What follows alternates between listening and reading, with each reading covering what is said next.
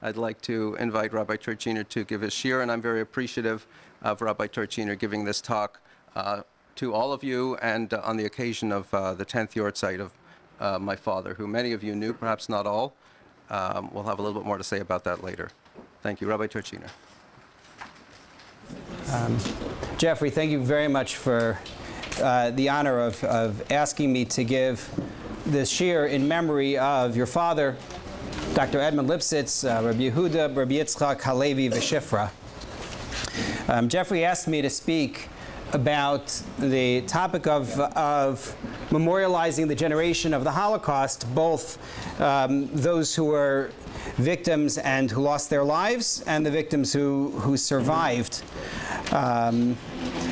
And I realized when he asked me that actually I haven't done this before. I haven't given a class on this particular topic. It comes up, of course, in connection with other topics, but never anything dedicated to this. And it's high time that I did it.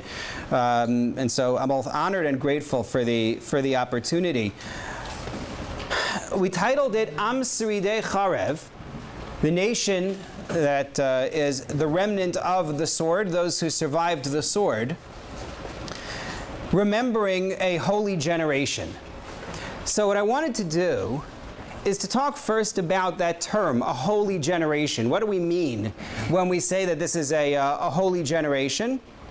To move from that into talking about why we remember, what's the goal of memorializing this great generation. And then after that, to talk about, for a little bit, the possible model for memory that emerges from Jewish tradition. So 3 phases to it, but we begin with the question of a holy generation. What does it mean to define a group of people as, in Hebrew, kadosh, which is the term that we usually use for martyrs? What does it mean to refer to someone, to a group, as kadosh, as holy? My question to you, what does that mean? They died for their faith. Died for their faith, but not all of them died.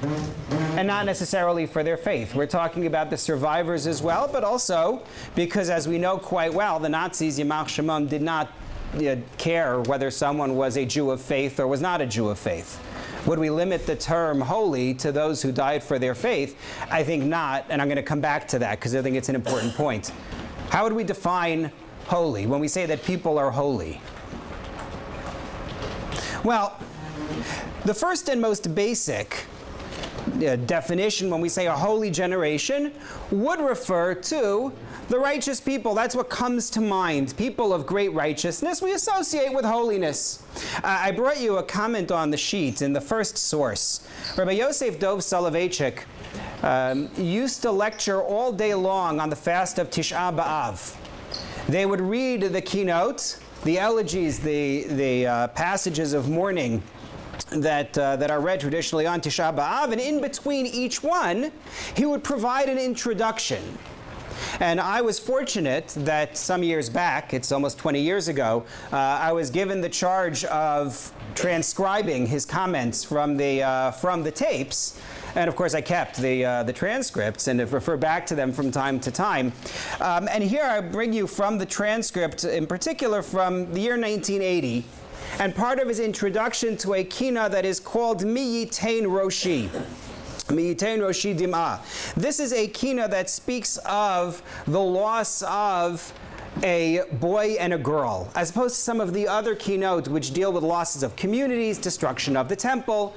This speaks of the suffering of a particular boy and girl. And he introduced the kina by explaining that the grief is not only for the loss of great figures or the temple, but the grief is for the loss of the everyday Jew as well. And he described something from his youth. He said, we mourn not only the Gedolei Yisrael, the leaders of Israel, but plain people, plain Yisraelim, plain Jews. And he describes a memory of his own from Chaslavich, the town in Europe where he grew up. He says, for instance, I remember myself, my cheder where I was, which I abandoned as a very young boy. My cheder was a large room rented from a carpenter. He was called Reb Eli the Stoller. We used to come to shul, to the cheder, to go through his workshop. He used to stand the whole day working as a carpenter, working and saying Tehillim. He knew Tehillim by heart. Boys, young boys, we didn't pay too much attention. He hardly knew how to translate a Mishnah to understand the Mishnah well. But I am convinced, and I heard it from my father, if there was ever a Jew which was counted among the Lamed Vav Nistarim, the idea of the Lamed Vavniks, the 36 secret righteous people in whose merit the world exists, it was Rebbe the Stoller.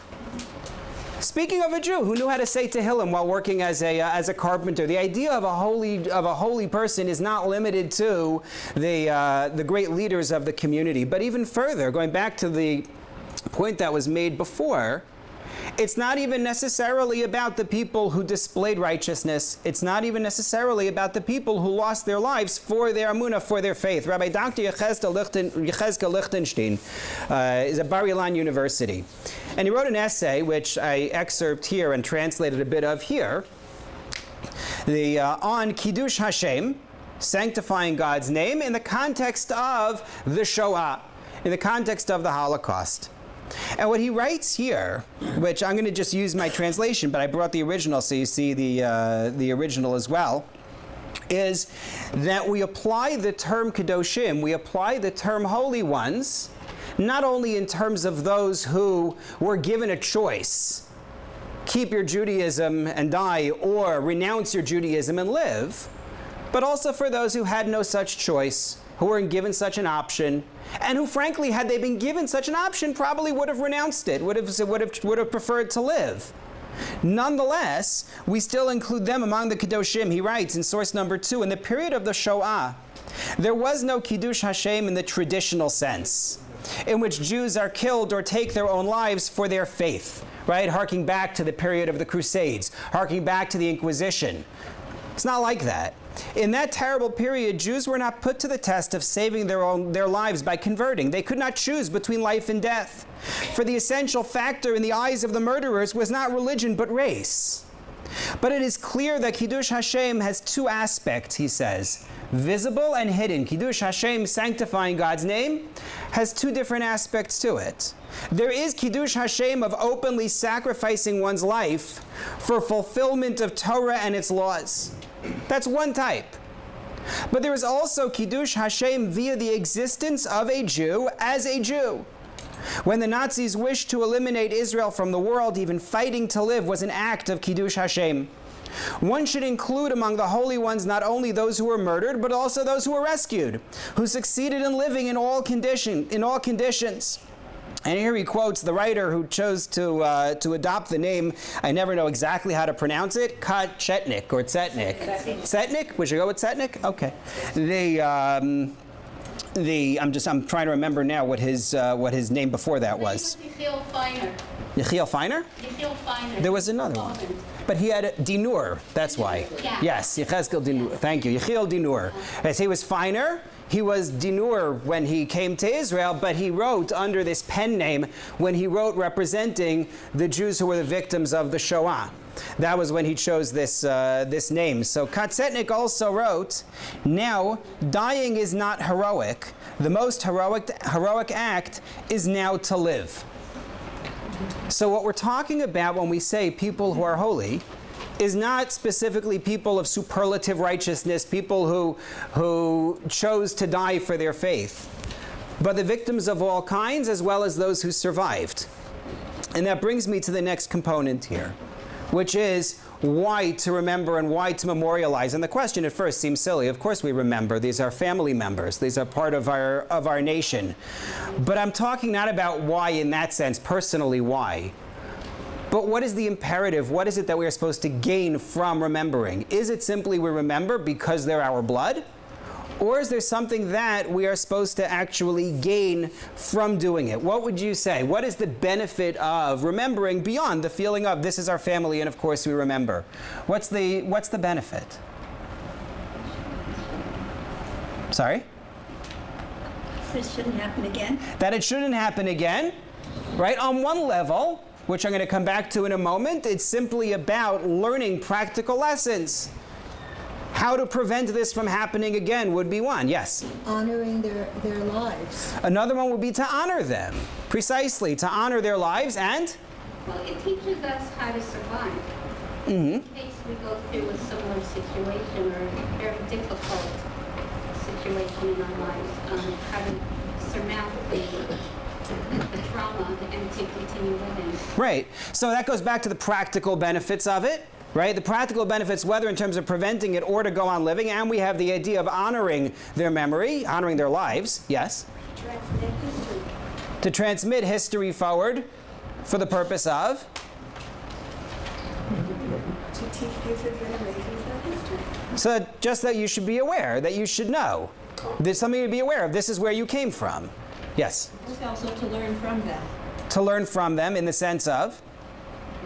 Well, I'm not disagreeing, I'm just... no, I mean, depending, a variety of things, from the things they did, from the lives they led, their accomplishments. Okay. To learn lessons. To learn lessons. Yes, Ralph.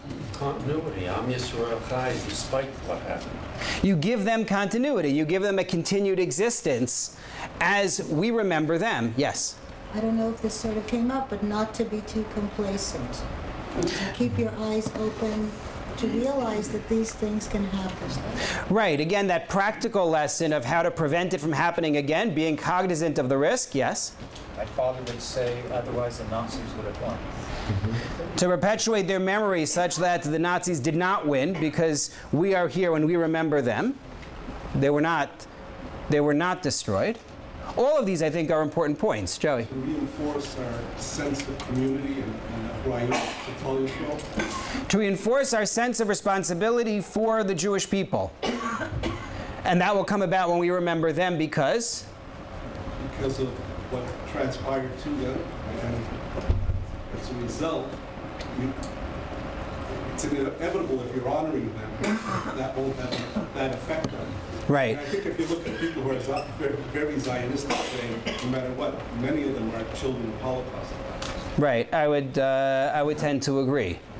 So you do find it does translate into a stronger Zionism and responsibility for the klal, for the community. So what I want to do is identify 3 particular imperatives which in some ways encapsulate a lot of what has been mentioned here, and to trace them from Jewish sources. The first and most basic is the practical lesson of their experience. And this is the most direct. Whether it's how to prevent this from happening, whether it's learning what to do under such circumstances, there are practical lessons to be learned from their experience in the Shoah and from their lives in general, both before and after. Right? I brought you the classic verse in source number 3.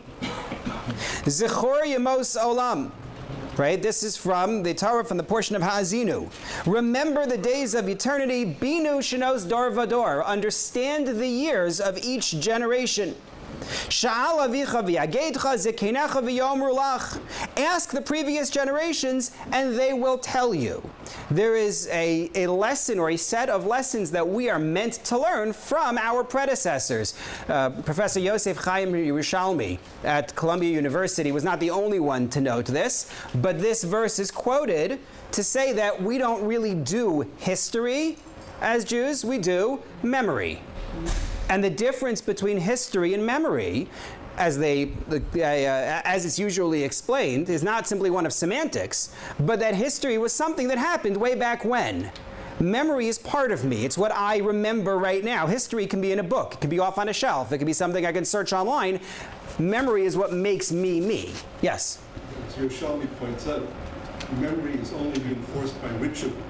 Yes. And the memory we have that the Torah tells us to have imperatives for memory is usually done with ritual. We've unfortunately failed to do that when it comes to the Holocaust on the whole. And I think J.J. Shackler has an important article on that very point. Right. So Joey points out something that is important and we're going to come back to in a bit, which is the idea that in order to make something memory, it has to be live for you. It has to be part of your experience. And that's where ritual becomes so important. You know, we have many, many mitzvot, many commandments in the Torah which are reinforced as this is Zecher Litziat Mitzrayim, to remember leaving Egypt. We remember that we were slaves in Egypt because every year we have a Seder, every year we tell the story. If you take that away, how many of us would really remember that there was such a thing in our past? Ritual plays a critical role, and the question of do we have adequate ritual for what happened 75 years ago is a very real and substantive question. But in terms of learning the lessons of their experiences, that's what we're being told here. And I brought you Santayana for good measure in source number 4. There are others I could bring, but he's always everyone's favorite on this score. When he wrote, progress far from consisting in change depends on retentiveness. Progress is not only about things changing. It's about remembering what was there from before the change. When change is absolute, if you simply wipe the slate and start fresh, there remains no being to improve, and no direction is set for possible improvement. You don't have a trajectory. You don't know where you were from. It's just, I came into this world and this is what exists, and I don't have anything from before it. And when experience is not retained, as among savages, infancy is perpetual. Right? We're just newborn babies every day.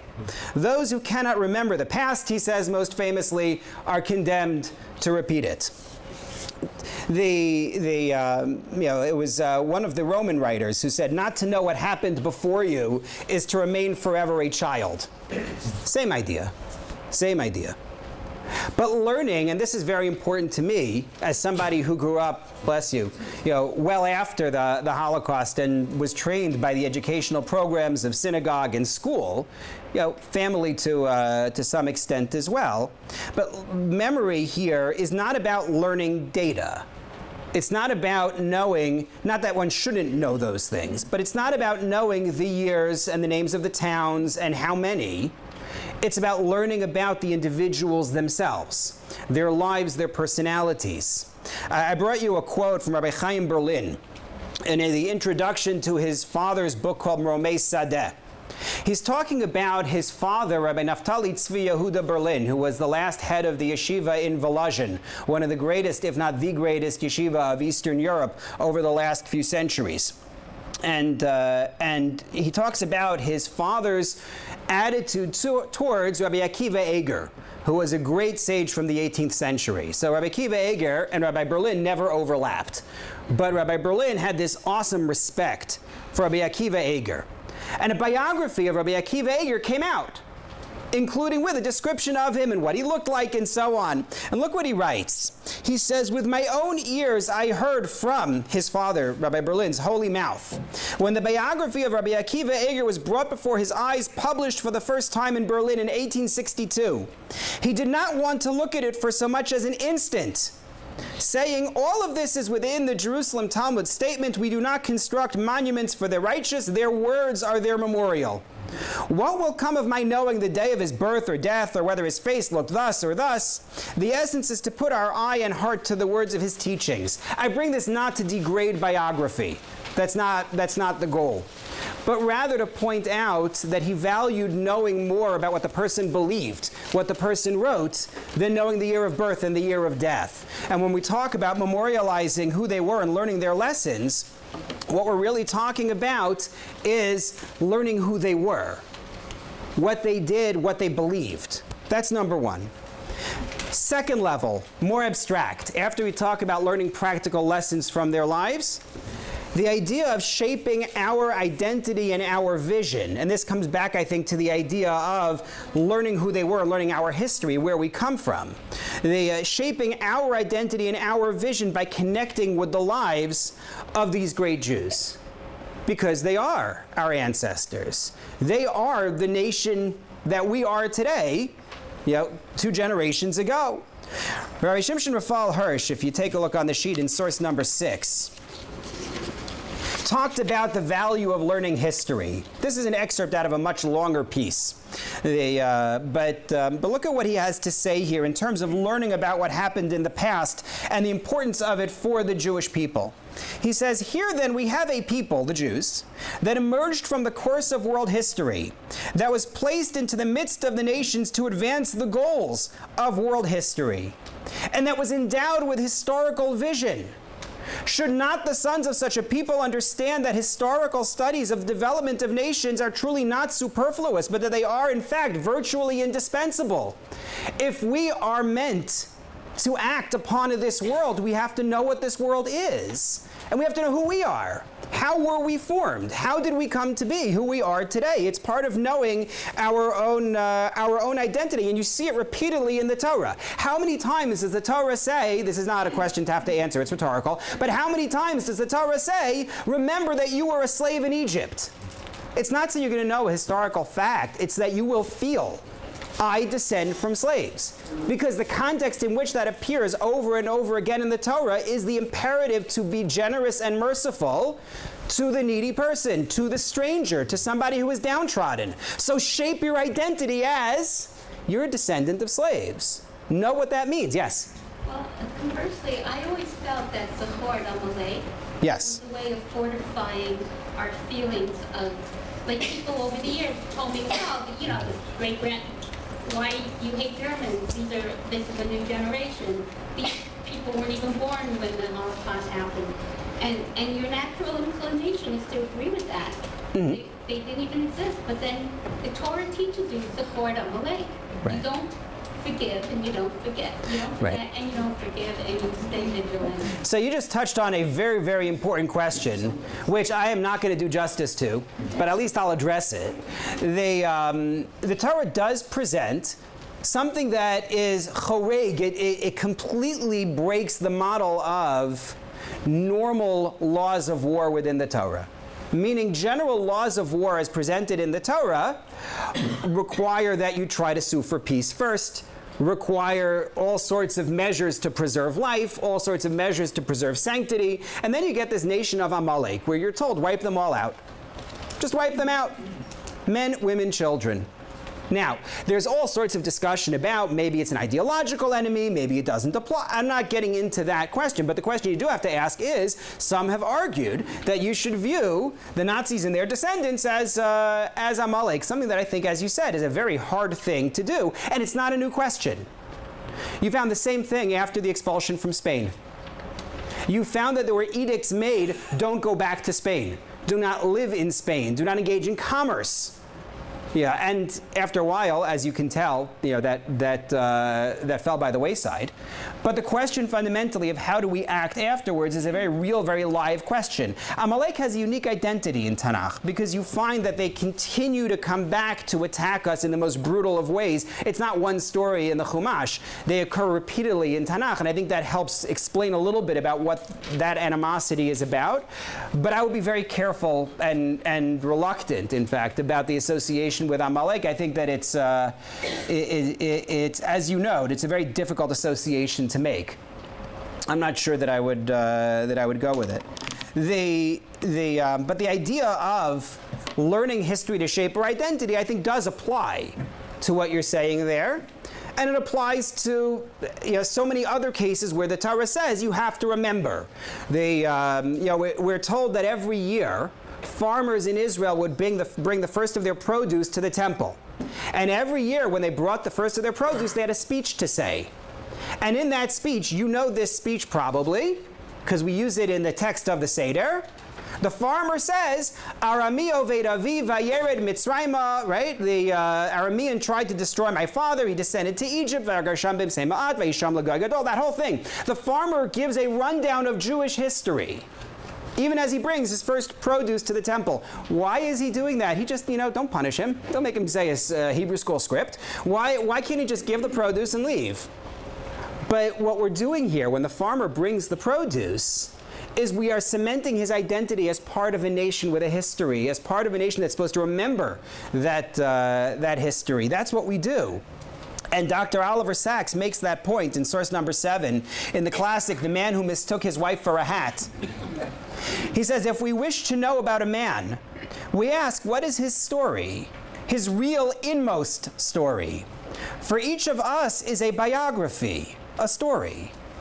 To be ourselves, we must have ourselves, possess, if need be, repossess our life stories. We must recollect ourselves, recollect the inner drama, the narrative of ourselves. A man needs such a narrative, a continuous inner narrative to maintain his identity, his self. And he's talking about, in the context of his neurology work, he's talking about the problem that takes place when people don't have their memories. They can't access their memories. But that's how we define ourselves. And so we ask ourselves in this second model, when we think about those who passed on or those who survived, those who were killed or those who survived, we ask, what was their worldview? How did they view their place in the world? How did they view the role of the Jew? What did they think? What causes mattered to them? How did they pursue those causes? This is very important in shaping our identity. It's not just about learning practical lessons of what to do if someone comes knocking at the door again, but it's about asking, how am I shaped by those people who came before me? And then the third level, the most abstract, someone mentioned it before when I asked why remember, is the element of honoring their lives. We have a mitzvah of honoring our parents. People usually think the mitzvah of honoring our parents is during their lifetime. But the Talmud disagrees in source number 8. It says that one is supposed to honor a parent after they pass on as well. And if you look at the Talmud's example of how to do so, how does one honor a parent after their passing? When quoting him, when quoting a parent, one should not say, "So said my father," but "So said my father and teacher, may I be the atonement for his passing." Hareini kaparas mishkavo is the phrase. By the way, when it says father, yes, it's for mother. Also, don't assume any genders from this. It's giving one example. This is within 12 months, he says. When it says to say this phrase, I am the atonement of his passing, Hareini kaparas mishkavo, that's for the first 12 months. After that, it says a phrase that you're familiar with. One says, Zichrono livracha, and then there are 3 more words, l'chayei ha'olam haba. His memory should be a blessing for life in the next world. That's a way that one honors those who passed on, by saying that simple couple of words, Zichrono livracha, their memory is a blessing, because what does that phrase come from? Where's the origin of that phrase, Zichrono livracha? The Talmud didn't make it up. It's a verse in Mishlei, in Proverbs, Zecher tzadik livracha, v'shem rishayim yirkav. Right? The latter half of the sentence is the negative, that the name of the wicked should rot. The first half of the sentence is that the memory of the righteous is a blessing. When you say Zichrono livracha, you're saying they're righteous people. It's a way to honor them after they're no longer here. And this is not just a passage in the Talmud, it's brought as Jewish law. People don't realize it. When you say Zichrono livracha, this is actually brought as Jewish law in the code of Jewish law that you should say this. So active memory shows honor because it fulfills this. It shows that we value them. It shows that we consider them part of our present and not just our past. That's a key element as well. And by remembering them in various ways, we show that when we say Zichrono livracha, it's not just lip service. So I'll say the memory should be for a blessing. No. I'm actually remembering them. I'm calling them to mind and thinking about who they were. I consider their memory to be a blessing. So that's the second phase here. In terms of the imperatives for memorializing this generation, we talked about who is defined as being holy, and really gave it, I think, a fairly universal definition at this point. And we talked about why to remember, to learn the practical lessons of their experience, to shape our identity after them, and to honor them. But now we move to the next point, which is, so what do we do? What is the model for remembering? So I'm sure everybody here has been to programs for Yom HaShoah, programs perhaps on Tisha B'Av, programs that are about remembering, and has that as a framework. But what I want to suggest is a little bit more broad than what I think is the conventional way to do this. And it's based on a model from within Jewish law, and I have to give credit to an article which I'm going to quote a little bit later by the Bostoner Rabbi, Rabbi Levi Yitzchak Horowitz. You'll see him quoted in number 13 and 17. Because once I started thinking along these lines, I found his article, and it was an immense help in putting my thoughts together on it. I need to explain 2 Hebrew terms. One, Zecher lechurban. Zecher, like Zachor, is to remember. What is Churban? Destruction. The other one is Zecher lemikdash, which is remembering the temple. Remembering the temple. Zecher lechurban and Zecher lemikdash are very old ideas in Judaism. They go all the way back to the Talmud. And they are about 2 different responses to the destruction of Judea by the Romans. after the second temple. The idea even goes back to the first temple, but that's where it's really concretized, is after the destruction of the second temple in Roman times. Take a look on your sheet, please, at number 9. I bring you here, I'm going to bring a couple of examples, but these are examples of changes in Jewish practice that followed the destruction of the temple, and these are what are called Zecher L'Churban, to remember the destruction. Bepulmus shel Aspasianus, in source number 9, in Vespasian's invasion, when Vespasian, the Roman general, invaded, the sages made a decree. The decree was against the crowns of grooms. The practice was that grooms coming out to their wedding would actually wear a crown. Right? Think about it. We still say this, that the chatan and the kala, the groom and the bride, are like king and queen on the day of their wedding. Right? That is the halachic origin of the practice that you've seen at Jewish weddings of standing up when they come down the row. It isn't just because we all want to admire the gown. It's because there's actually a law. You stand before the king and the queen. So when they come down, you're supposed to rise for them. But the crowns, they said, you know what? With the destruction of the, with Vespasian's invasion, which was an earlier one, they said no more crowns, and also they said we're not going to use the drum anymore as one of our instruments. It was considered to be too joyous. In the invasion of Titus, which is the one that ends the destruction of the Second Temple, the year 68 or 70 of the Common Era, they decreed against the crowns of brides. They held on to the bridal crown longer. But ultimately they said we can't have that either. The type of tiara that they used to have, they ended. This is Zecher L'Churban, remembering the destruction. And what I mean when I say remembering the destruction is remembering the pain, reliving the grief and the pain of that loss, like they did at the moment when they actually lost the temple. If you take a look at the next example in source number 10, this is regarding the month of Av on the Jewish calendar. The month of Av, of course, houses Tisha B'Av, the date when we commemorate the destruction of both Batei Mikdash, both temples. And we're told, Mishenichnas Av B'Matin B'Simcha, when the month of Av enters, we reduce our joy. And they give examples here. In the week of Tisha B'Av, one wouldn't get a haircut, one wouldn't do laundry. There are other practices as well. Another example that people may be familiar with is the practice of Zecher L'Churban in a home, remembering the destruction of the temple in one's own home. Take a look at source number 11. One may line his home with lime. Lime was considered something you would use to whitewash the walls of your home to make it look bright and sparkling and clean and nice. And you're allowed to do that, but you're supposed to omit a bit. The comma, how much? So Rabbi Yosef says, Amma al Amma, 1 square cubit. Cubit is between 1.5 feet and 2 feet, roughly speaking. It's about the distance from the elbow to the tip of the middle finger, give or take. And Rav Chisda added it should be opposite the entrance to the home. So when a person comes into the house, they see something unfinished, something that reminds them of the pain of this loss. That's Zecher L'Churban. And it's the idea of making the pain part of our experience on some level, and not just for one day, but every day, year round. I walk into my house, and there's a reminder of the grief. The idea that experiencing the pain is important. However, I want to note 2 things that I think are crucial, and certainly have been very important for people in the generations since the Holocaust. I know many Jews who have difficulty going to such programs and remembering such things because it's painful. It hurts. It's very hard to have somebody live this way all year round. And so I know 2 things for you. Take a look, please, at source number 12. From that same passage in the Talmud that talks about omitting something from one's home. When the Second Temple was destroyed, there were many Jews who separated, not wishing to eat meat or drink wine.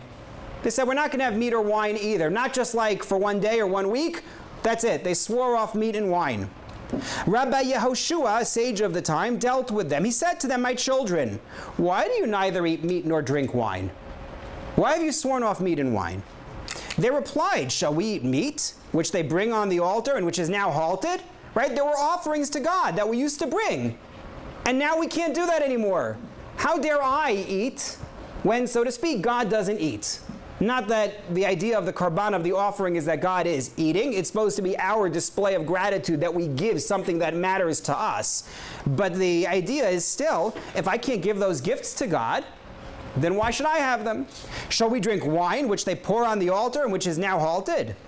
That's their argument to Rabbi Yehoshua. Rabbi Yehoshua must have anticipated this argument. He replied, well, then we shouldn't eat bread, because the flour offerings are halted as well. Right? Why'd you stop with meat and wine? We shouldn't have bread either. So they said, yeah, you're right. We can eat produce.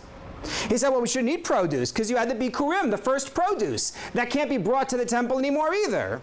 Hey, you're right. We can eat other produce because the mitzvah of the bikurim, of the first fruits, is specifically from certain species. The plants that Israel is known for, right? The wheat, the barley, the grapes, the olives, the pomegranates, the dates, right? That's what we're talking about. So we can eat other produce. So he said, well, you know, we also shouldn't drink water, because once a year on Sukkot you would pour water on the altar as part of prayers for rain. So presumably we should also not drink water. And at that point they fell silent, because what do you say to that, right? He said, my children, let me tell you something. Not to mourn at all is impossible. The decree has been made. And here I'm not sure if he means the decree meaning the destruction or the sage's decree that you have to grieve. But he says you have to do something, but mourning too much is impossible. For one cannot issue a decree upon the community unless most of the community can bear it. He says you can't do that. You can't impose a grief that is too much for people to bear. You have to know, yesh gvul, there is a limit to what you can do. And along those lines, take a look, please, at source number 13. From that article I mentioned from the Bostoner Rebbe. The article is available online. You can Google the title of it, When and How to Mourn, and you'll find it. It was a publication called Jewish World Review. Rabbi Levi Yitzchak Horowitz notes something about a line that we read before when I talked about the month of Av entering and people reducing their joy. He says, when Av enters, the Shulchan Aruch, the Code of Jewish Law, codifies, we lessen our happiness. Tellingly, though, we are exhorted to lessen, to reduce, not to discontinue. There's a difference between saying in the Hebrew, mema'atin bisimcha, that you reduce the joy, and saying ein simcha, there is no joy. We don't go that far. You still have to be able to live. You still have to be able to continue. And a nation that is perpetually in pain and in grief is never going to be able to grow. So this is the first type of mourning, zecher l'churban, remembering the pain. And I think that one is familiar to people. I think people are cognizant of that. But the sages from the time when the second temple was destroyed did not stop with zecher l'churban. They came up with another type of memory. And this is called zecher l'mikdash, remembering the temple. It's not about the pain of what was lost. It's about reliving the good times. Thinking about the things that worked well. Remembering the positives. The passage in source number 14 is the Talmud's basis for this. How do we know to memorialize the temple? And here I come back to what Joey said before about the importance of ritual as a means of memory. That's what they're asking. How do we know we're supposed to create rituals to remember the good from when the temple stood? Rabbi Yochanan quoted a verse from Yirmiyahu, from Jeremiah. I will bring you healing. I will bring you healing. I will cure your wounds. This is the word of God. For they, the nations, called you banished. She is Zion. No one seeks her. Everyone said no one is interested in Zion anymore. Doresh ein la. There is no one who seeks Zion, and the Talmud says no one seeks her. Well, that teaches that we have to seek. That Zion requires seeking. To seek Zion, to seek Zion means to try to reenact what it was before the destruction. And that leads to all sorts of practices, some of which are familiar. Korech, for example, at the Seder, right? There's a paragraph that we say when we do the Pesach sandwich, in which we say, why are we doing this? The first two words, zecher l'mikdash, right? Zecher l'mikdash, ki hillel, ... This is a memorial for what was done in the temple. We're not doing it because we like Hillel. We do like Hillel. But that's not why we do it. We do it because what we're trying to do is to remember this is the way it was done. Some say that's also why we do that weird hand washing for karpas at the Seder, right? The hand washing for karpas. In the course of normal Jewish ritual, we don't wash our hands before produce, but in a time when they're observing the laws of purity and impurity, in the times of the temple, they would wash for produce. And so that's what's going on when we wash at the Seder. We're remembering this is what was done in the temple. Not only that, the practice of taking the lulav for 7 days. Biblically, the Torah doesn't say that. The Torah says, "Ulakachtem lachem bayom harishon," pre-eitz hadar kapot tamurim, and so on. You take the 4 species on Sukkot for 1 day. But in the temple, they did it for 7 days, because the Torah says, celebrate before God for 7 days. So if you're in front of God, if you're in the temple, you do it for 7 days. Says the Talmud, once the temple was destroyed, we said, you know what? We're all going to remember that. And therefore, we're all going to take the lulav for 7 days instead of just 1. It's Zeichel Mikdash. It's to remember the temple. I brought it for you in source number 16. As a matter of fact, some argue that the practice of counting the Omer is also just to remember what was done in the temple between the offering brought on Passover and the offering brought on Shavuot. All of these practices are the creation of ritual meant to perpetuate not the pain and the grief of Zecher L'Churban. This isn't about creating additional elegies for us to recite on Tisha B'Av, although we do and those are important. This isn't even about Yom HaShoah. What this is about is asking ourselves, those Jewish communities which were destroyed, what was their life like? In this case, what was their Jewish life like? What did they do? And we make their identities and their actions and their lives part of our experience. I had a friend when I was in my first synagogue. I was in Rhode Island. A friend of mine's grandparents did not survive the Shoah. They came from a town in Hungary. And he tracked down a survivor from that town and asked him question after question after question about what they did Jewishly. His parents didn't remember. But he found out what they used for schach on top of their sukkah. Sit or stand for Kiddush. What songs do they sing at the table? In order to remember who they were and to be able to recreate that for all the reasons that we're talking about. To learn lessons from them, to shape our identity. This is Zecher L'Mikdash. This honors them by remembering what the temple, their temple, was like. Because if we talk about them as holy, then recognize that Zecher L'Mikdash is important. Remembering their holiness is important. And take a look at source number 17, please. You know we're getting up there in the numbers, so I'm almost there. Rabbi Levi Yitzchak Horowitz, that same article from the Boston Rebbe, he says, the same Jew who spends his midnight hours reciting Tikkun Chatzos. Tikkun Chatzos is a prayer which was recited by Jews for a very, very, very long time, going back to the destruction of the temple itself, and there are still Jews today who recite it. It's not as strong maybe as it once was. But it involved rising in the middle of the night to recite prayers grieving for the loss of the Beit HaMikdash, of the temple. So he says, the same Jew who spends his midnight hours reciting Tikkun Chatzos in tearful memory of the destruction, nevertheless marches proudly and happily around the bima in shul with his esrog and lulav and sukkos in commemoration of temple times. He not only cries in remembrance of the temple, he dances too. The same family that sits on the floor, it should say, not door. Cut and paste problem, I guess. The same family that sits on the floor on Erev Tisha B'Av eating eggs and ashes, several months later sets a luxuriant table for its Pesach meal, and leaning in a kingly manner, eats matzah and maror wrapped together to remember how Hillel ate it in the time of the temple. Matzah and maror are not the only things wrapped together at the Seder, he says. Our joy and our remembrance are intertwined too, not only in korech, the sandwich, but in the roasted egg and shank bone on the Seder plate, in the afikomen as well.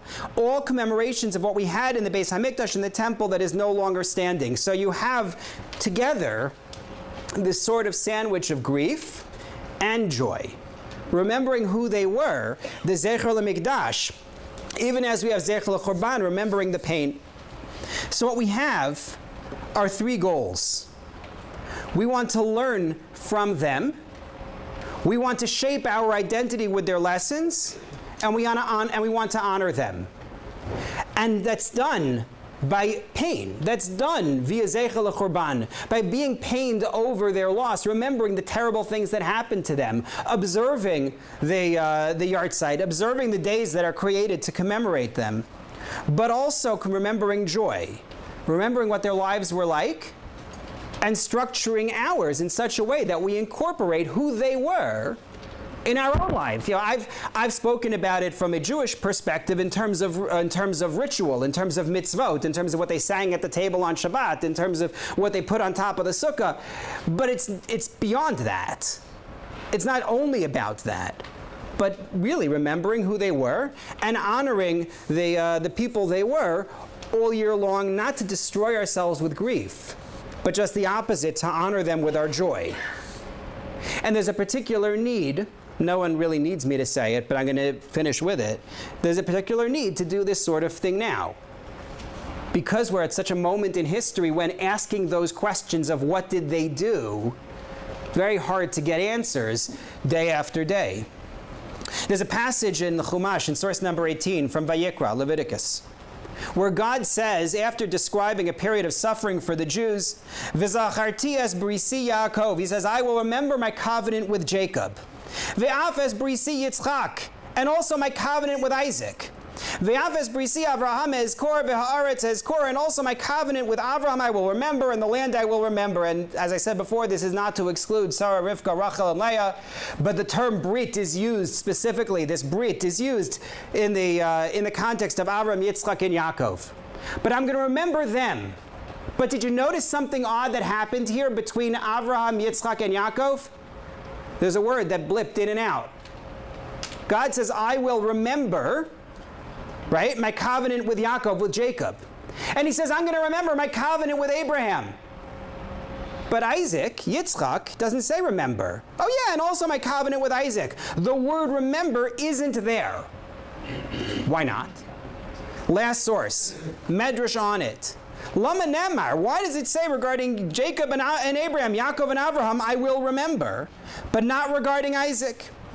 Rabbi Brechia and the sages debated. Rabbi Brechia said, because he suffered, and therefore there's no need for me to actively have to do something to remember. You better believe I'm going to remember what he experienced. And the sages said, God sees the ashes of Isaac as though they were now collected on the altar. What's the reference to the ashes of Isaac here? The Akedah. There are no ashes on the Akedah. Isaac wasn't killed. Right? The Akedah, the binding of Isaac, but he survived. He didn't get killed. There are no ashes of Isaac. What are we talking about? So the answer that's given is that God doesn't have the ashes, but he has ours from the sacrifices that were made down through the ages. He doesn't need Isaac's ashes. He has all the ashes of those descendants who followed him up onto the altar. He doesn't need to remember because it's there in front of him. And for the past 70 plus years, we have had Ephro Shel Yitzchak, the ashes of Isaac, in front of us. The people who were the victims, the people who survived, the people who knew the victims. But as the Shriday Xarev, the remnant of the sword, has become more sparse, there's a greater need for us to reenact. Remembering the pain, unfortunately, is going to be easier than reenacting the good parts, because you have to learn about the good parts. You have to learn about the things that they did. But that's what we have to do, to learn their lessons, to shape our identity, and to honor them.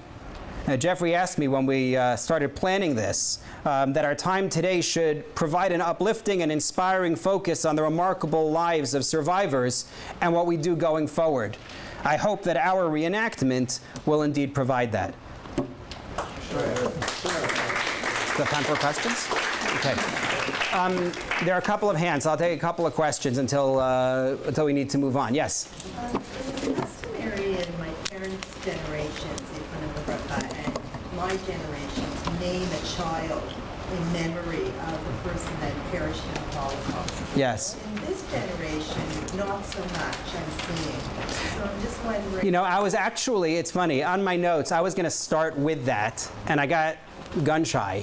Because it's something I've always felt terrible about for myself. I love my children's names, but when we reached naming certain kids, we had already done the names for the grandparents and close relatives, and I've always felt that was short-sighted of us, that we didn't go looking for the great aunt, great uncle who could have had somebody named. I think that it's something that should be encouraged more. It's the mistake of youth. Unfortunately, we are young when we name our children. And well-meaning grandparents and great-uncles don't want to impose guilt on the kids that they should, do this. But maybe a little more encouragement would be a good thing. It's something that should be done. Jerry. Part of what you're talking about, on the most simple level for most of us, when a family member dies, it's not just a valus, but there's a eulogy. Yeah. Is that not part of that? I think that's very much a part of it. Right. I think that's very much a part of it. I mean, the way that the Talmud frames eulogy is much more about causing people to cry and feeling the pain. But the way you do it is by recollecting the things that they did, recalling their lives. One of the things that's very difficult for people, unfortunately, through the wonders of contemporary medicine, people are able to live out the painful last years of their life for years, to the point where those who are going to eulogize have that kind of eclipse what their lives were before it. It is good to be able to eulogize and to talk about what the person's life was like in their when they were in their strength. I saw a hand here. Yes, Irv. You got a tremendous summary here, but to me, another very important lesson is for the brain. You've got the United Nations, the so-called successor to the Tower of Babel. They keep on passing decrees against Israel, in many cases against against the Jews. The lesson here, if we behave with any bit of kedusha, and we bring these values not only to our own people, we disseminate these values to the world.